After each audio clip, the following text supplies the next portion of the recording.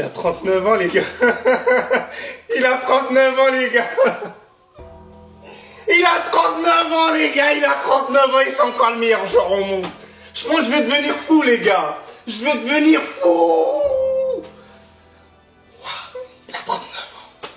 Il a 39 ans. Il a bientôt 40 ans. Il a bientôt 40 ans. C'est encore le meilleur joueur au monde. Il va prendre un ballon d'or. Il va prendre un ballon d'or, les gars. Il va prendre un ballon d'or. C'est son histoire. En fait, c'est le personnage principal. J'ai capté, en fait. Nous, on compte pas, on compte pour du beurre. Mais en fait, c'est le personnage principal. Il va gagner ce mondial, en fait. C'est pas nous. En fait, nous, on compte pas, on comptait pour du beurre. 2-0, normalement, t'es éliminé, on n'en parle pas. Il décide de tout changer. Passe décisive. Et ensuite, il décide de marquer un but. Reprise de volée.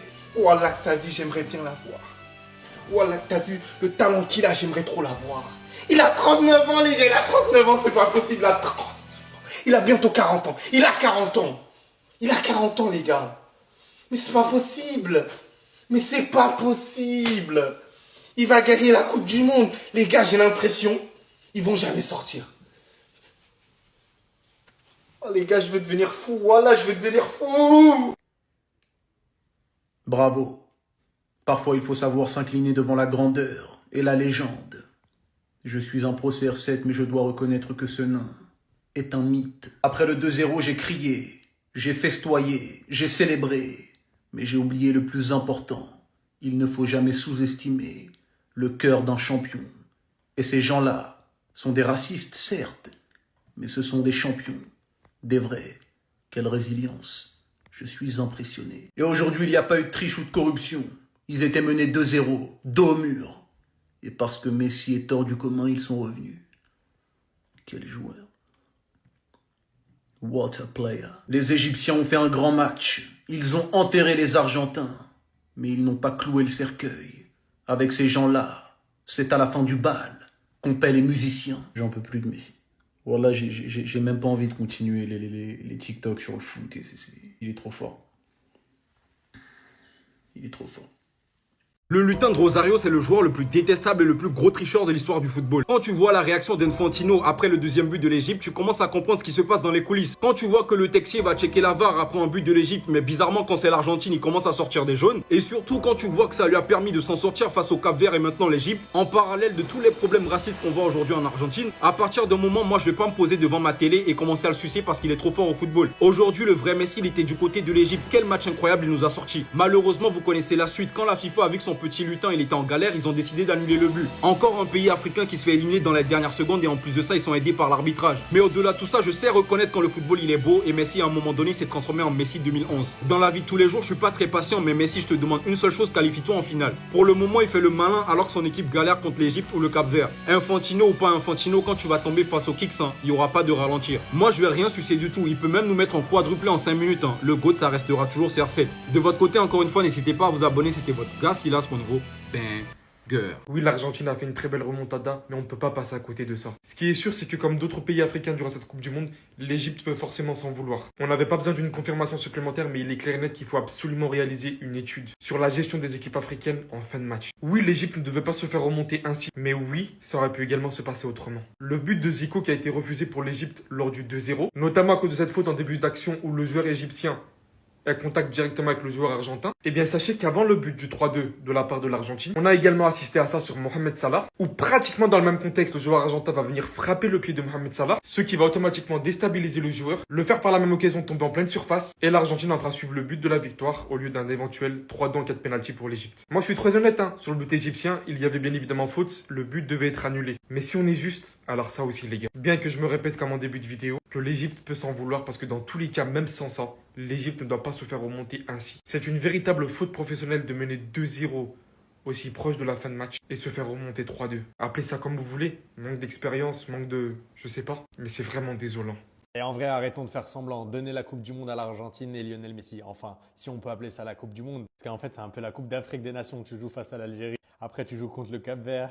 Et maintenant contre l'Égypte. Faut leur donner le titre de champion d'Afrique. Puis sérieusement, même si c'est un miracle de revenir alors qu'ils perdaient 2-0, j'arrive pas à comprendre comment on peut annuler le deuxième but. Le deuxième but, parce que la VAR est visionnée, alors que l'action, l'arbitre, le Texi, il laisse clairement jouer. Et puis après, il voit qu'il y a but, Alors ils décident de revenir parce que les Argentins sont en train de protester. Ils font ce qu'ils veulent quand il y a un coup de pied arrêté. Ils ont le droit de tirer alors que l'arbitre il est en train de replacer le mur. Ils ont le droit de repousser le ballon pour gagner quelques mètres.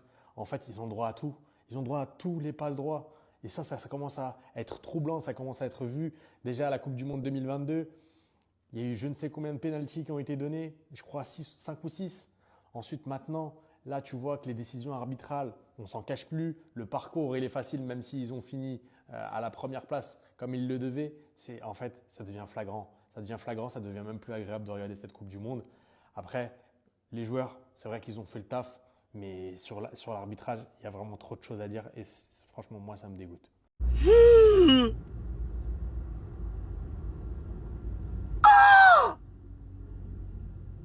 Non, yeah. Ici, même comportement un Sénégal. Copier-coller, même chose. Même père, même mère, Sénégal. Vous menez deux. Yeah. Quand c'est sur Côte d'Ivoire, ils sont musclés quoi. Quand ils nous croisent, ils nous allument qu'on a quelque chose. Vous avez deux. Hey. Ronaldo aussi. Ton papa allait faire quoi derrière ta maman au Portugal là-bas? Et puis tu es né au Portugal. Ça là, tu étais né en Argentine. Tout ça là, ça fini. Après les comparaisons, Messi, Cristiano. J'ai mon cœur. Il a quitté dans le Real. Il est allé dans Côte d'Ivoire. Il est allé dans le Portugal. Pourquoi moi seul, mais pourquoi? Seigneur, mon cœur. Seigneur Jésus. Il a souffert hier, il a souffert au Dieu encore. C'est bon, c'est bon. Messi, qui es-tu? Messi. Mais qui est Messi, les gars? J'arrive pas à comprendre en fait. Qui est ce gars? Qui est ce gars? Hein? Qui es-tu, Messi? C'est bon, il faut arrêter comme ça. C'est bon. Il faut prendre ta retraite. C'est bon. On est fatigué de toi. Il faut prendre ta retraite. C'est bon. Les fils de FIFA. En tant que Messi est là, en tant que FIFA est là, ça va. C'est bon. Allah Kamaïtanoere. Je vous présente l'homme du match, hein, monsieur le Texier. Merci beaucoup. On vient d'assister au plus gros scandale de corruption de l'histoire du football. Si ça, c'est pas du vol, c'est quoi? Si ça, c'est pas du vol, c'est quoi? Le deuxième but égyptien qui a été invalidé, là. Ça, vous êtes sûr que ça, là? Vous êtes sûr que ça aurait été une autre équipe? On est récifflé. Si c'était l'Égypte qui avait commis la même faute, ils auraient rien dit. Ils ont invalidé un but qui était légitime. Normalement, ce match-là, c'est 3-0. 3-0. Même s'il y a remontade. Ah! Tous les jours, l'Argentine. Tous les jours du vol. Donnez-leur la coupe en même temps. Mais s'il rate un penalty, du coup, faut l'aider. Il est mené 2-0, du coup, faut l'aider. C'est quoi ça? Tous les jours. C'est le plus gros scandale de l'histoire. Vous allez dire, ouais, on chouine, on est des pro CR7, du coup, on raconte de la merde, etc. Vous, quand vous avalez là, quand vous en avez plein la bouche de Messi, est-ce que nous, on parle? Il est trop fort pour qu'on fasse des choses comme ça pour lui. C'est pas possible. Arrêtez, frère. Tous les jours, ils vont gagner des matchs. Ça sera toujours comme ça. Il y aura toujours soupçon de corruption. L'arbitre ceci, l'arbitre cela. Contre le Cap-Vert, c'était la même chose. Aujourd'hui, vous faites ça à l'Égypte. On vous a fait quoi? Il a déjà gagné une Coupe du Monde. C'est forcé qu'il gagne encore? Est-ce que c'est forcé qu'il gagne encore? Chaque fois, c'est les Argentins. Toujours quand ils font des matchs, c'est comme ça. Toujours.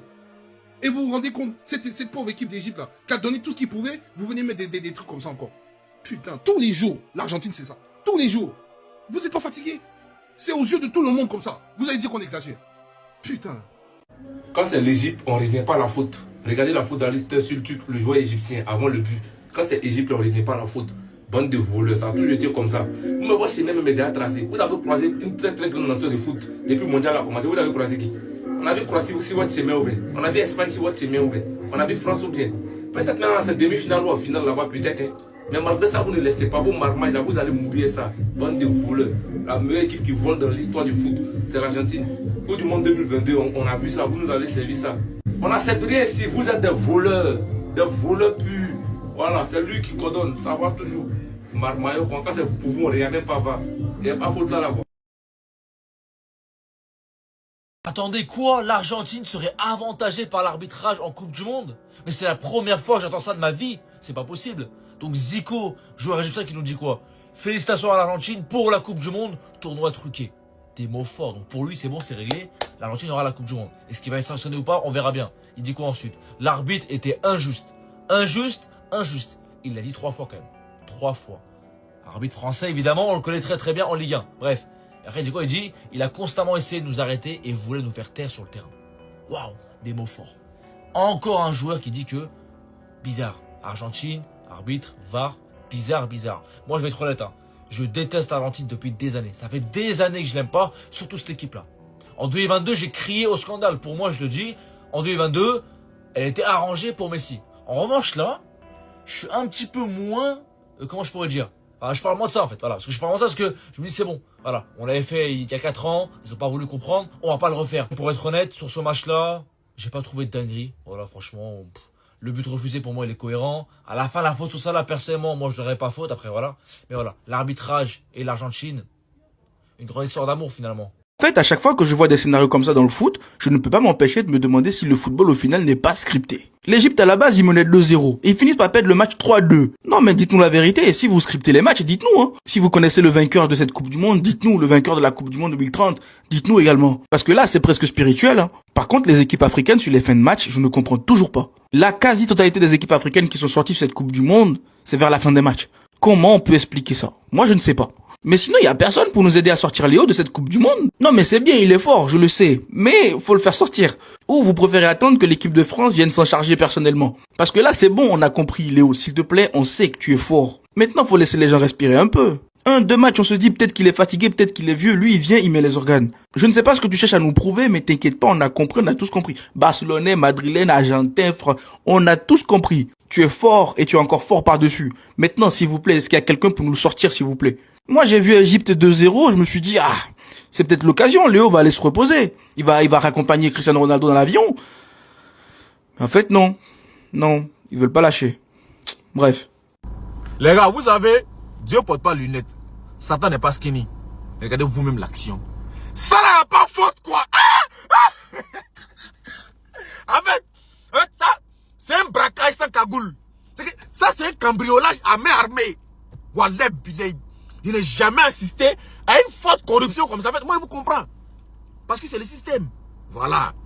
S'il l'arbitre, il va regarder la VAR, il annule le but et puis il siffle penalty pour Égypte. L'Argentine est qualifiée. L'Argentine est éliminée. Égypte qui élimine l'Argentine en Coupe du Monde, pour eux, c'est impossible. Ils ne vont jamais accepter ça. Par exemple, il n'est jamais parti regarder la VAR. Ils n'ont jamais fait même passer l'action pour une deuxième fois. Jamais. Mais quand c'est Égypte qui a fait ça à l'Argentine, ils ont bissé l'action. L'arbitre est parti regarder la VAR. Sinon, le jeu était beau. Messi, il est fort. J'assume, je le connais. Mais à la fin, c'était de la merde en fait. Maintenant, toi, ta tête on dirait Bob l'éponge là. Le jour où tu me vois, il faut fuir. Ouais, il y a misé qualification d'Égypte. Le jour où tu me vois venir là. Si elle vient à gauche, va à droite. Ta forme on dirait Eke là. Vilain là.